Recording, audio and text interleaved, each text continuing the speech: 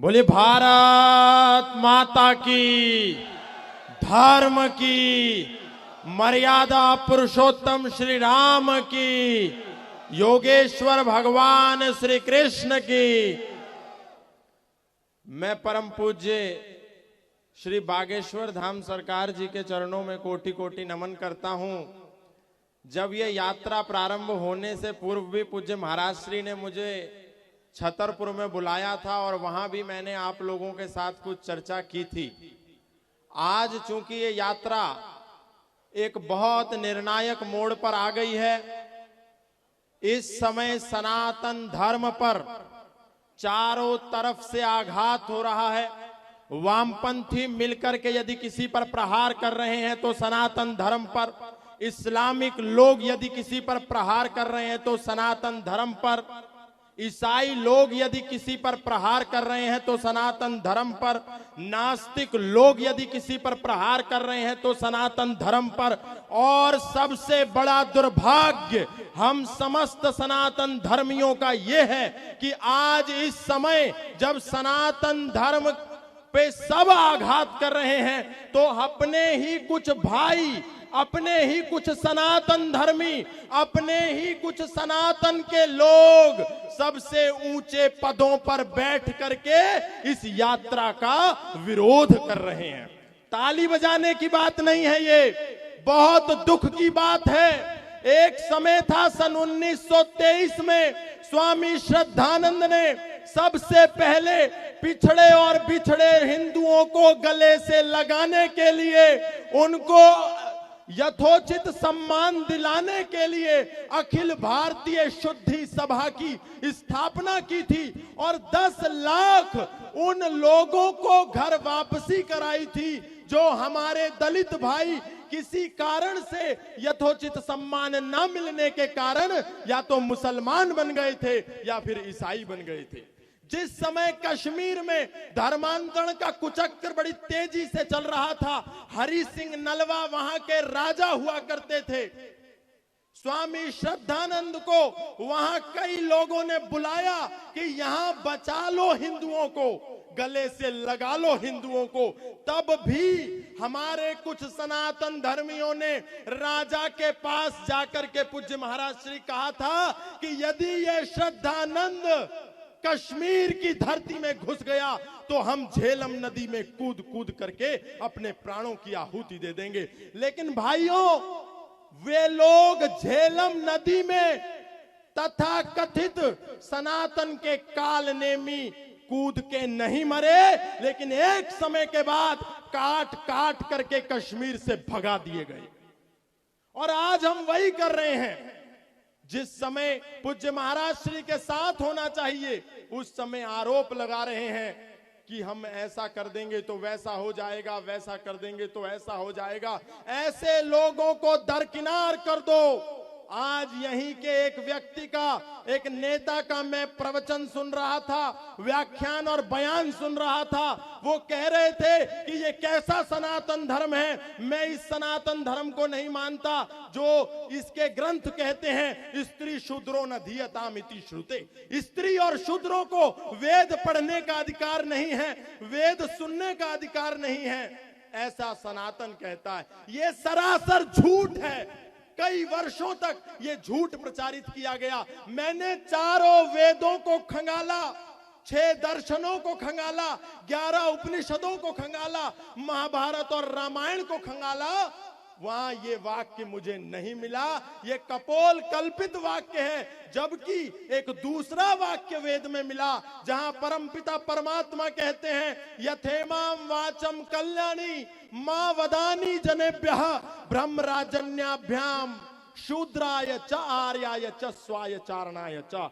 परम पिता परमात्मा कह रहे हैं, मैंने इस कल्याणी वाणी वेद का उपदेश प्रत्येक मानव मात्र के लिए किया है, चाहे वो ब्राह्मण हो, क्षत्रिय हो, वैश्य हो या शूद्र हो अथवा फिर वो महिला हो।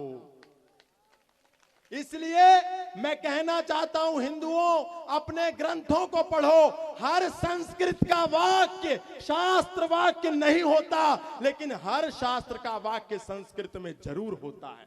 इस अंतर को समझो। कोई भी आता है, हमारे सनातन ग्रंथों के पढ़ने के अभाव के कारण कुछ भी उल्टा सीधा बोलता है, हम उसको स्वीकार कर लेते हैं। इसको स्वीकार करने की जरूरत नहीं है। अपने ग्रंथों का स्वाध्याय हमको बढ़ाना होगा, हमको श्रीमद् भगवत गीता को पढ़ना होगा, हमको वेदों के सार को पढ़ना होगा और सत्य के मार्ग पर प्रशस्त होना होगा।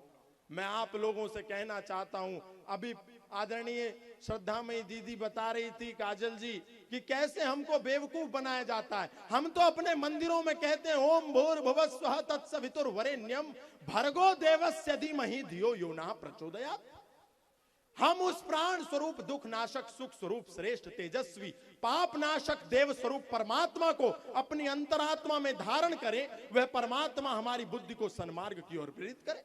May Almighty illuminate our intellect towards the righteous path। हम तो ये प्रार्थना करते हैं ईश्वर से। हम तो, हमारे मंदिर में सुबह और शाम एक ही आवाज आती है, धर्म की जय हो, अधर्म का विनाश हो, प्राणियों में सद्भावना और विश्व का कल्याण हो। लेकिन चूंकि हम संस्कृत नहीं जानते, क्योंकि हम अपने ग्रंथों को नहीं जानते, तो हम सोचते हैं जैसे हम संस्कृत में ईश्वर से कामना कर रहे हैं सबके कल्याण की, सर्वे भवन्तु सुखिनः सर्वे सन्तु निरामया सर्वे भद्राणि पश्यन्तु मा कश्चित् दुःख भाग् भवेत्। ऐसे ही ये दिन में 5 बार जो आवाज आती है, ये अपनों की उपासना कर रहे होंगे, अपनों की इबादत कर रहे होंगे। क्योंकि हम संस्कृत नहीं जानते तो अरबी का तो सवाल ही पैदा नहीं होता। इसलिए हमको लगता है अरे उनमें भी शामिल हो जाओ, जबकि वास्तविकता है कि जो 5 बार आवाज आ रही है वो किसी की इबादत नहीं है, अपितु प्रत्येक हिंदू को चुनौती है। और वो कह रहे हैं कि ला इलाहा इल्लल्लाह मुहम्मदुर रसूलुल्लाह अशहदु अल्ला इलाहा इल्लल्लाहु व अशहदु अन मुहम्मदन अब्दुहु व रसूलुहु। वो कह रहे हैं अल्लाह ताला के सिवा कोई इबादत करने योग्य नहीं है और मोहम्मद साहब के सिवा उसका कोई रसूल नहीं है। हमको लगता है इबादत कर रहे हैं, इबादत नहीं कर रहे। हमको चेतावनी दे रहे हैं कि अल्लाह के सिवा यदि राम की यात्रा निकाली तो पत्थर बरसाने के लिए हम तैयार बैठे हैं। जागो, अपने हृदय में उस चेतना को जागृत करो। हमको लगता है वेद कह रहा है इंद्रम वर्धंतो अप्तुरहा पाघनंतो रावणा कृण्वन्तो विश्वमार्यम। दुनिया का इतिहास है 1,98,08,53,125 वर्ष पुरातन वैदिक संस्कृति के इतिहास के एक भी पन्ने में हम ऐसा पन्ना नहीं निकाल के ला पाएंगे जिसमें सनातन को किसी पर तलवार के आधार पर थोपा हो, किसी को लालच के आधार पर सनातनी बनाया हो। सनातन का प्रचार यदि कभी हुआ है तो वो केवल और केवल विचार के आधार पर हुआ है। लोग आए और आकर के सनातनी बन गए। सनातन का सिद्धांत इतना गहरा था कि मौलाना महबूब अली आए, उन्होंने वेद को पढ़ा और महेंद्र पाल आर्य बन गए। सनातन का सिद्धांत इतना गहरा था कि पहला ईसाई मिशनरी जो भारत को ईसाई संप्रदाय में बदलने आया था, सैमुअल इवान स्टॉक, वो आया, उसने वेद दर्शन उपनिषद का अध्ययन किया और वो सत्यानंद स्टॉक बन गया। सनातन का सिद्धांत था कि औरंगजेब का भाई दारा शिको जब उपनिषदों को पढ़ने बैठा तो उसने कहा ये अमृत है, हम तो नाले में गोता लगा रहे थे, और उसने अरबी में उपनिषदों का अनुवाद किया, जिसके बाद औरंगजेब ने उसको मार दिया। और कल यहां औरंगजेब के बच्चे महाराज जी की यात्रा के सामने टीपू सुल्तान और औरंगजेब की तस्वीर लेकर के खड़े थे। मैं उनको कहना चाहता हूं, तुम्हारे औरंगजेब कब्रों से उठ भी जाएं तो इस यात्रा पे तुम बाल भी बांका नहीं कर पाओगे। कहीं का भी हो, चलिए मान लिया यहां का नहीं था, पर हिंदुओं की यात्रा पर औरंगाबाद की, क्षमा कीजिए, वो वीडियो ऐसे वायरल किया कि महाराज श्री की यात्रा की है। औरंगाबाद में ऐसा हुआ कि हिंदुओं की यात्रा पर टीपू सुल्तान की फोटो दिखाई और उसकी दिखाई औरंगजेब की। तो ये हमारे को क्या दिखाना चाहते हैं? मैं सनातन धर्म के इस सबसे बड़े मंच से कहना चाहता हूं, मुसलमानों, तुमको यदि इस देश में अशफाक उल्लाह खां का जूता भी अपने घर में लगाना है तो लगा लो, हम उसकी पूजा करेंगे। अब्दुल कलाम के जूते की भी पूजा करेंगे, लेकिन हम इस देश में जिन्ना, तैमूर लंग, टीपू सुल्तान को कभी सम्मान नहीं देंगे। इसलिए मैं अंत में कहना चाहता हूं, हिंदुओं से, आप लोगों से आह्वान करना चाहता हूं कि जिस हिंदू ने नव में जाकर नक्षत्रों को दी है संज्ञा, हम सबको जागना होगा, पूज्य महाराज श्री जगाने आए हैं।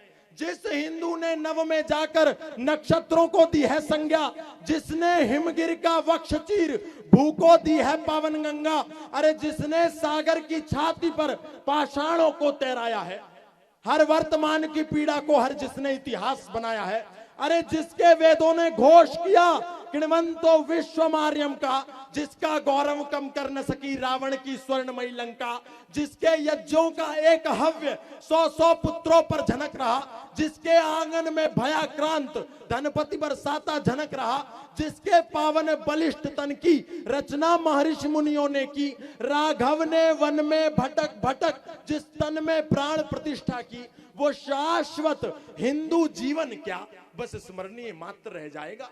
अरे उसकी पावन गंगा का जल क्या नालों में बह जाएगा? उसके गंगाधर शिव शंकर क्या ले समाधि सो जाएंगे? उसके पुष्कर, उसके प्रयाग क्या गर्त मात्र हो जाएंगे?